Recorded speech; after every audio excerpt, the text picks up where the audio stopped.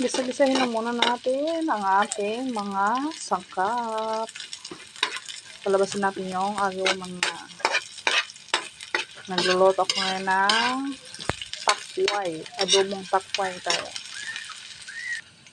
So, binigay si nanay kaninang baboy, yun na naisag natin.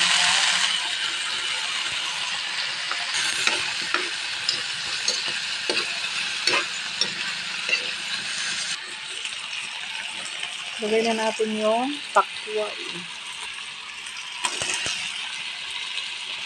Makainin ba kayo nito? Masarap to, guys.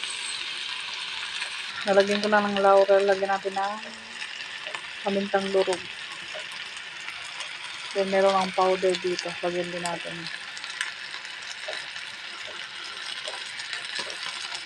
Tips lang yan para hindi mag-ano ba. Huwag natin masyadong haluin. Kaya lang natin siyang maluto. Lagyan rin natin ng asin. Lagyan natin yung sabaw. Yan, okay na yan. Lagyan natin ng toyo. Mamaya ko nalagyan ng suka para hindi magkunat yung ating gulay. Haluin na natin.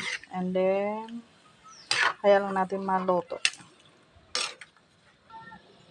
Yan, tingnan natin yung adobo natin takway.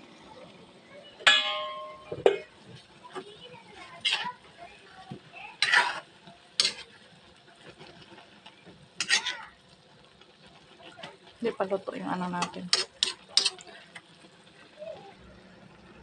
Yan, okay ng ating adobong takway. Kain po tayo.